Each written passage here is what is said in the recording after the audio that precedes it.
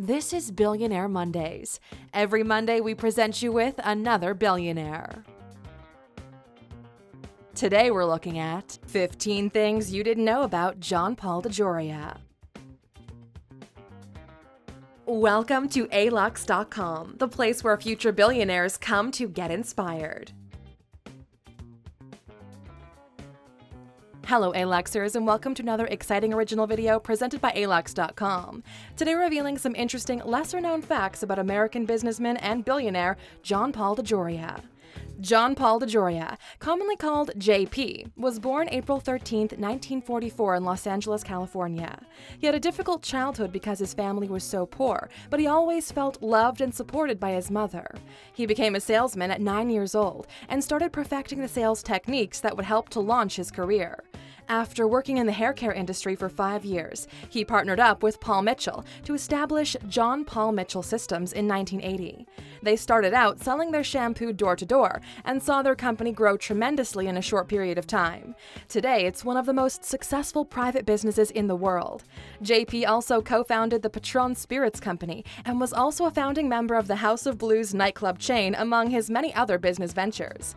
We want to learn some more about JP because everyone loves a great rags to riches story, and there's many lessons that can be learned from his incredibly successful career. If you're new here, welcome. Be sure to subscribe and follow us on Instagram at Alux. We're inspired by his ambition, creativity, innovative spirit, and incredible success. So, let's take a closer look now at this billionaire businessman with the 15 things you didn't know about John Paul DeJoria. Number 1. He was sent to a foster home as a child. His parents divorced before he turned 2 years old, and his father took off. When he was a young child, his mother got very sick and was unable to care for the boys, and their father was nowhere to be found, so they ended up having to live in a foster home from the time he was 5 until he was almost 10, but he would still see his mom on the weekends. When they came back to their mother, John Paul and his brother were expected to help support the family financially. They did so by selling newspapers and Christmas cards, but they were still very poor. Number 2. He's the 729th richest person in the world. Jeff Bezos is holding on strong to the title of richest person in the world with $112 billion after passing Bill Gates, who now has a net worth of $90 billion. The Forbes list of the world's billionaires is full of well-known and not-so-well-known people with very deep pockets like Mark Zuckerberg, Warren Buffett, Jim Walton, Mukesh Ambani, Oprah, and John Paul DeJoria. Yes, John Paul is a bit further down the list, but can still claim to be the 729th richest person in the world, right behind the Wall Street legend Leon Cooperman, and right ahead of Swiss investment firm founder Martin Ebner. Number 3. He was a member of a street gang. Gangs were and still are a prevalent part of life in certain areas of Los Angeles, and without any proper supervision, John found himself drawn into that lifestyle. He joined a gang when he was a teenager called the Pink Rats. Although it sounds bad, he says they never did anything too terrible outside of getting into fistfights with some other kids, although he did say that all the kids carried knives. He also said they never used them. Number 4. He was homeless when he started John Paul Mitchell Systems. After holding a series of odd jobs, including encyclopedia salesman, janitor, and insurance salesman, John Paul got his first job in the hair care industry, working for Redken Laboratories. However, he was fired from that job after an argument with one of the executives, and he found himself homeless living in a 20-year-old Rolls-Royce. He decided to start his own business along with his friend, hairdresser Paul Mitchell, and together they secured a $700 loan that allowed them to start John Paul Mitchell Systems. Number 5. His net worth is $4 billion. Rags to riches is an understatement when it comes to DeJoria. As a member in good standing of the 3 Comma Club, his net worth is estimated at around $3.3 billion. Of course, the vast majority of his wealth comes from his very successful companies, John Paul Mitchell Systems and the Patron Spirits Company. But he also has a long list of other investments, including a Harley-Davidson dealership, the Smoky Mountain Bison Farm, Madagascar Oil Limited, and Touchstone Natural Gas. Number 6. His wife left him and their toddler when he was 22. John Paul got married at a young age, and his first son was born when he was 20 years old. At the time, his family was living in an apartment and trying to make ends meet. Unbeknownst to DeJoria, his wife had been pocketing the rent money in preparation for taking off on her own. She left when John Paul was 22, and their son was just 2 years old, taking months' worth of rent money and their only car. 2 days later, John Paul found out that his wife had failed to pay rent when he and his toddler were evicted and forced to live on the street. Number 7. His was the first professional hair care company to speak out against animal testing. The beauty industry has a long history of animal testing, a process that is now widely believed to be cruel and inhumane. For a long time, it was common practice, until John Paul Mitchell Systems became the first professional hair care company to actively denounce animal testing and publicly oppose the practice. JP said he preferred to test the products on himself. In 1990, they received a humanitarian award for its ethical treatment of animals. Number 8. His daughter married Jesse James after Sandra Bullock divorced him.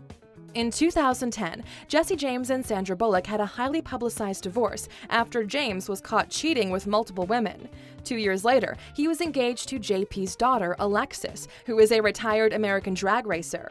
They only dated for about 7 months before they were married at John Paul's Malibu property. Jesse James reportedly even invited Sandra Bullock, but she, of course, opted not to attend. Number 9. He also owns the John Paul Pet Company.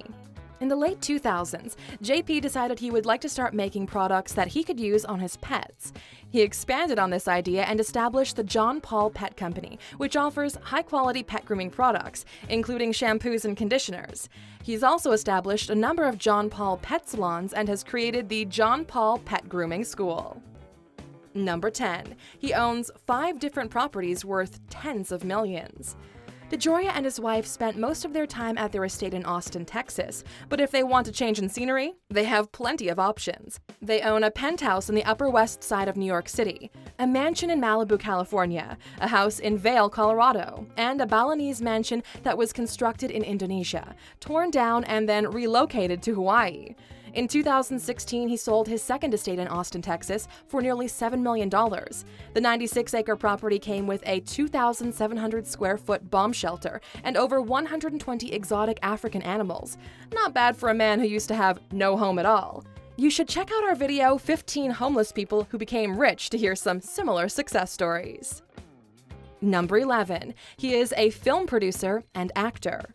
In 1990, John Paul had his first experience as an executive producer with a documentary film entitled Flashing on the 60s.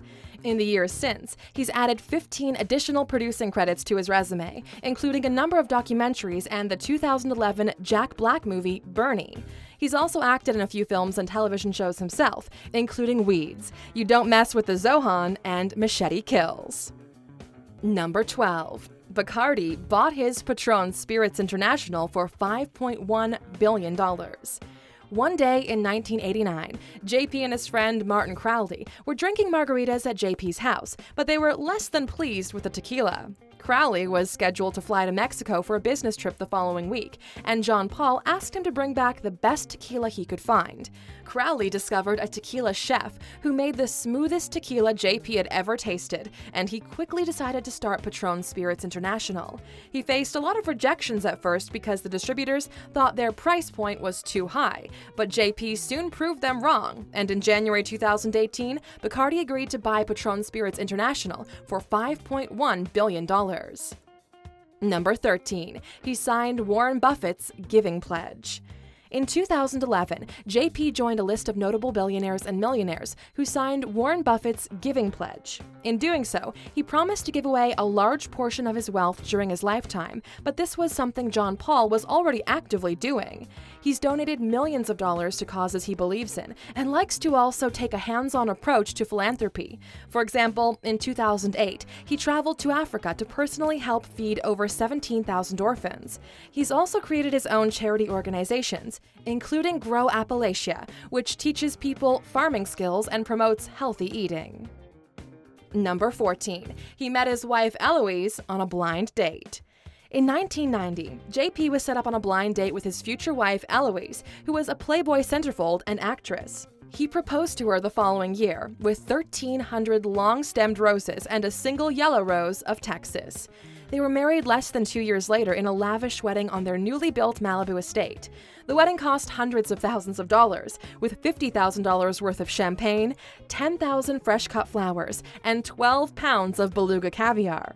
Wolfgang Puck was the caterer, and Cher gave an impromptu performance. He and Eloise have now been married 25 years and have 6 children. Number 15. Paul Mitchell Systems makes over $1 billion in revenue annually. Coming from humble beginnings, JP and Paul Mitchell went from selling shampoo door to door to running a multi-billion-dollar business. Sadly, Paul Mitchell passed away in 1989 and left his portion of the company to his son, Angus Mitchell. Together, they have built one of the most successful beauty brands and the largest cosmetology franchise worldwide. In 2010, their revenue was $900 million, and by 2012, they had crossed the $1 billion mark and have made about $1 billion in revenue every year since. There you have it, Aluxers, some interesting, lesser-known facts about John Paul DeJoria. Now that you've learned some more about JP, we'd like to know, if you became a billionaire, would you be open to signing Warren Buffett's giving pledge? Why or why not? Let us know what you think in the comments. Still here? Here's a bonus fact just for you. Number 16. The packaging for Paul Mitchell products is black and white because they couldn't afford colored ink. When Paul Mitchell and John Paul DeJoria launched their company in 1980, to say funds were limited was an understatement. They had to cut costs wherever possible, so when they launched their first products, which were Shampoo 1, Shampoo 2, and the conditioner, their only option for the packaging was black and white ink, since color ink was outside their budget. Their distinctive packaging is still found in the black and white color scheme today. Thank you for spending some time with us, Aluxer. Make sure to subscribe so you never miss a video. If you want more, we handpicked these videos you might enjoy, or head over to Alux.com for the best in fine living content on the planet. Be a part of the largest community of luxury enthusiasts in the world and tell your story.